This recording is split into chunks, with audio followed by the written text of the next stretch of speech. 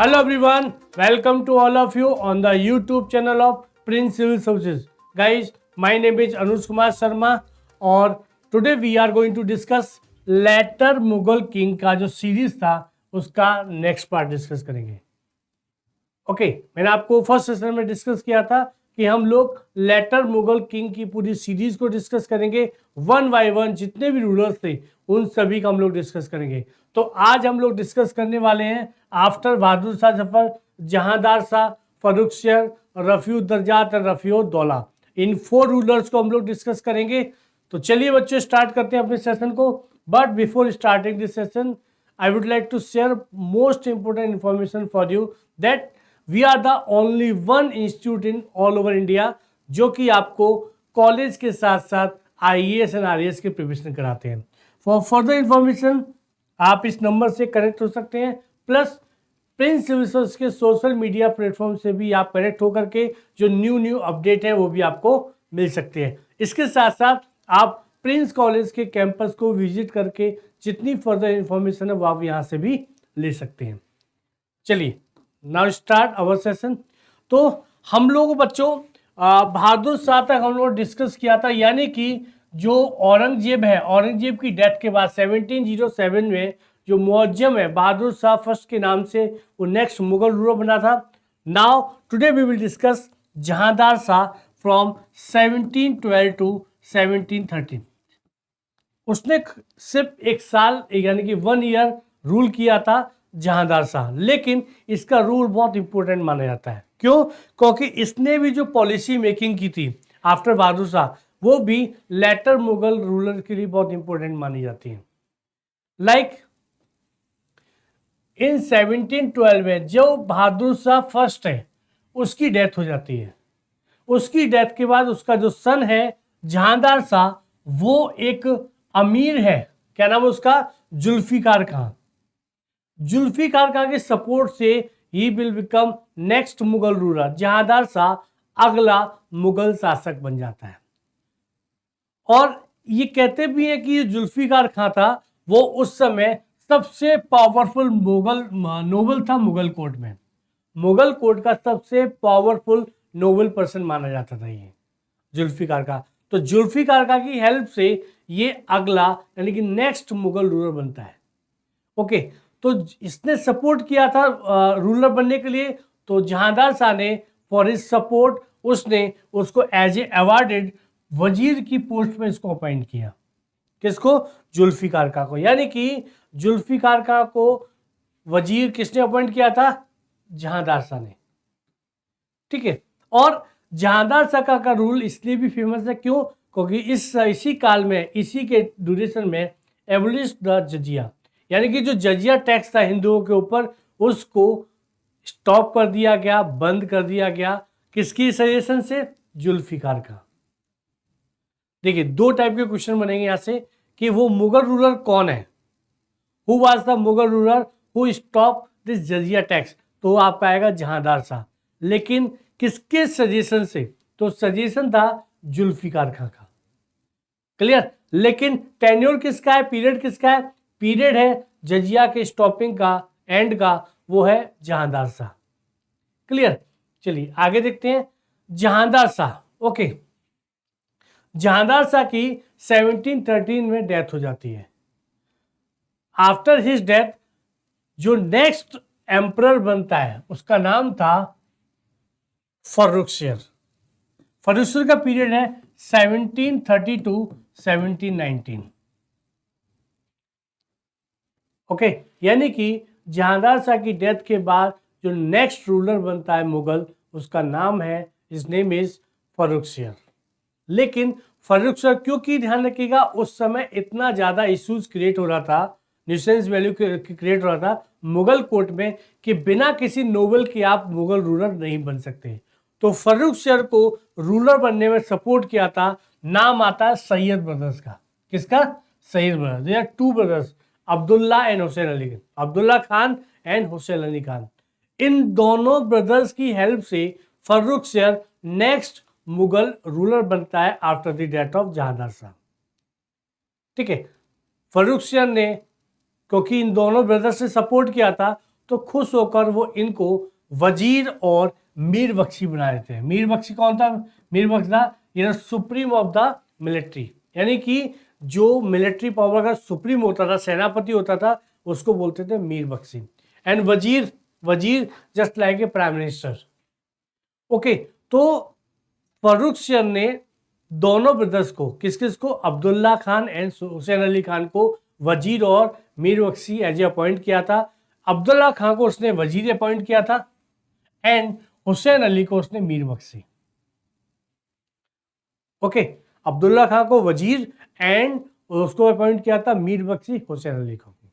Okay, ध्यान रखिएगा, history में सैयद ब्रदर्स को किंग मेकर के नाम से भी जाना जाता है। They also known as king makers, Sayyid brothers. ध्यान रखिएगा, ये यूपीएससी का एक बार पूछा हुआ प्रश्न है, प्लस कई सारे एग्जाम में पूछा गया है कि किंग मेकर किनको कहा जाता है, who also known as king maker in history.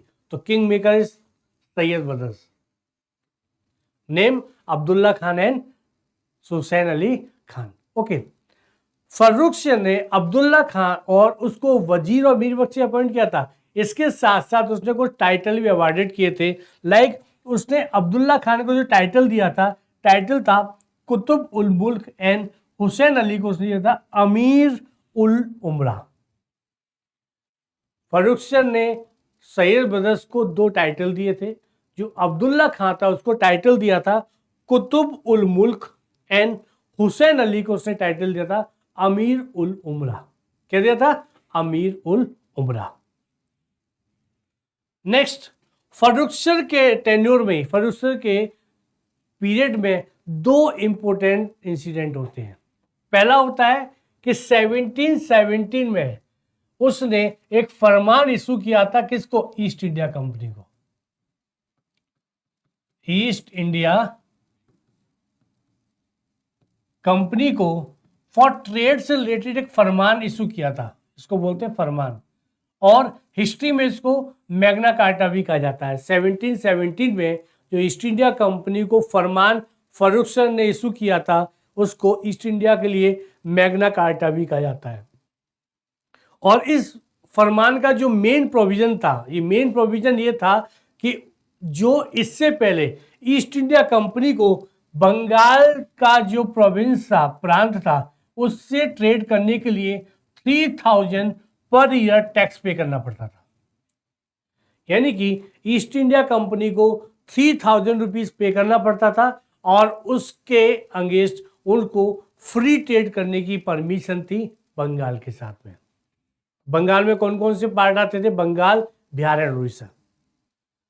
Okay, sorry, अभी बिहार और उड़ीसा भी ऐड नहीं हुआ है, लेकिन बंगाल के साथ जो ट्रेड होता था कंपनी का, उसमें ट्रेड करने के लिए उसको 3000 रुपीज पर ईयर टैक्स पे करना पड़ता था और इसके अगेंस्ट उसको फ्री ट्रेड की परमिशन थी। लेकिन 1770 इस फरमान में जो इशू किया गया था फर्रुखसियर के द्वारा, उसमें एक प्रोविजन ये आया कि अब उनको 3000 पे नहीं करना, उनको अब कोई भी 3000 पे नहीं करना, यानी कि ईस्ट इंडिया कंपनी को फ्री में, यानी कि फ्री ट्रेड की परमिशन दे दी गई, अलाउ कर दिया गया फ्री ट्रेड, यानी कि उनको अब कोई टैक्स पे नहीं करना है। ऐसा क्यों हुआ? ऐसा क्या कारण था? ऐसा क्या रीजन था कि फर्रुखसियर ने किया? देखिए, हुआ क्या था कि फर्रुखसियर को कोई बीमारी थी। कहते हैं कि उसके पीठ पे एक डिजीज फोड़ा हो गया था, इसको डिजीज। तो एक सर्जन आया था, इसका नाम था हैमिल्टन। उस हैमिल्टन ने फर्रुखसियर को उस डिजीज से मुक्ति दिला दी। ठीक है, यानी कि उसको ठीक कर दिया, उसको उसने क्योर कर दिया। तो इससे खुश होकर फर्रुखसियर ने ये अवार्ड दिया फ्री ट्रेड का। ठीक है, इसके साथ साथ फर्रुखसियर के पीरियड में एक इंपॉर्टेंट, बहुत ही इंपॉर्टेंट नोवेल था जिसका नाम था निजामुल मुल्क, सॉरी, चिनक्लिज खान। कौन था? चिनक्लिज खान। ये चिनक्लिज खान वही है जो कि founder of the Hyderabad. Hyderabad का फाउंडर निजाम का किसने, कौन फाउंडर था? चिनक्लिज खान। तो फर्रुखसियर ने उसको जो टाइटल दिया था, टाइटल था निजाम उल मुल्क। क्या टाइटल था? टाइटल था निजाम उल मुल्क। किसको दिया था? चिनक्लिज खान को। ये चिनक्लिज खान वही है जिसने कि हैदराबाद का फाउंडर था। ये फाउंडर था किसका? हैदराबाद का। किसने दिया था? फर्रुख ने। ठीक है।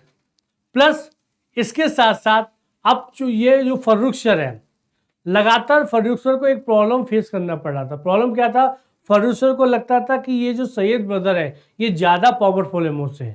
वहीं सैयद ब्रदर को ये लगने लगा कि अब ये मुगल जो रूलर है फर्रुख ये कभी भी हम लोगों को मर्डर करा सकता है, कभी भी हम लोगों की ये मौत कत्ल करा सकता है। उसने क्या किया? सैयद ब्रदर्स ने मिलकर फर्रुख की मर्डर करा दिया इन 1719 में with the help of Maratha.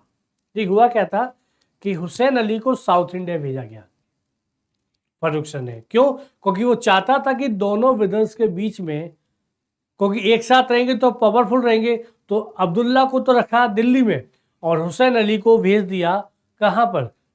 South में। लेकिन हुसैन अली फर्रुख से एक कदम आगे निकला।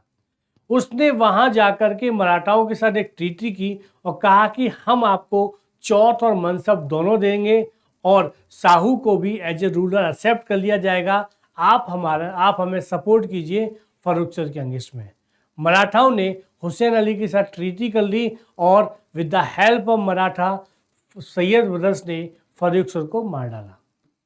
They killed Farrukh with the help of Maratha.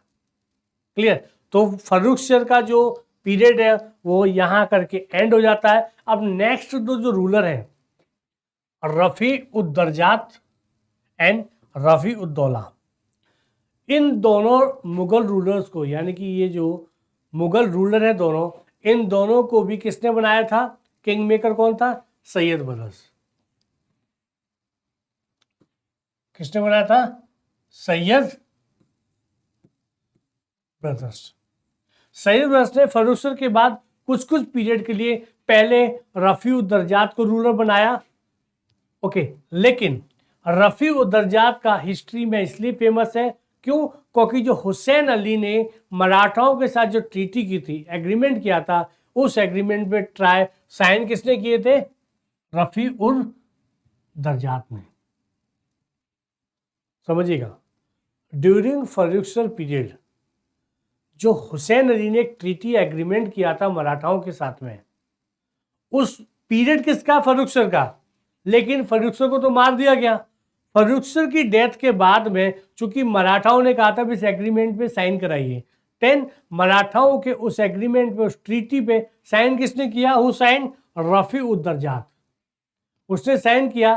तो रफी उद्दरजात हिस्ट्री में इसलिए फेमस है क्यों? क्योंकि मराठाओं के जो मैग्ना कार्टा कहा जाता है, ये ट्रीटी है, इसको मैग्ना कार्टा कहते हैं।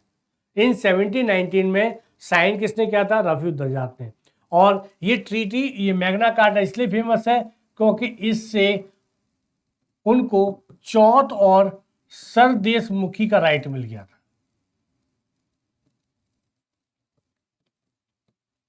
ओके, उनको चौथ और सरदेश भी क्या था?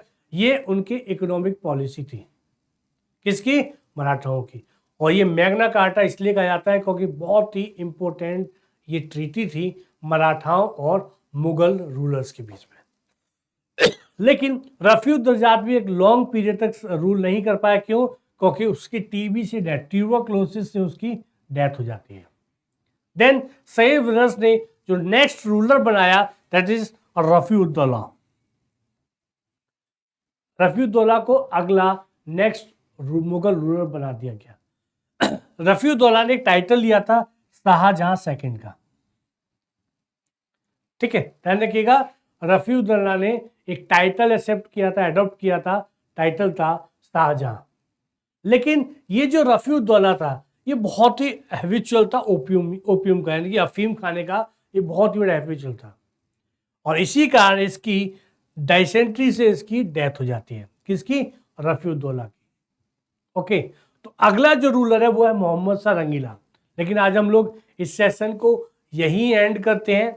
अगले सेशन में हम लोग मोहम्मद शाह रंगीला और जो अदर रूलर्स हैं उनको डिस्कस करेंगे। तो चलिए बच्चों, आज हम इस सेशन को यहीं समाप्त करते हैं और इस चैनल को ज़्यादा से ज़्यादा शेयर कीजिए। Thank you so much. Have a good day.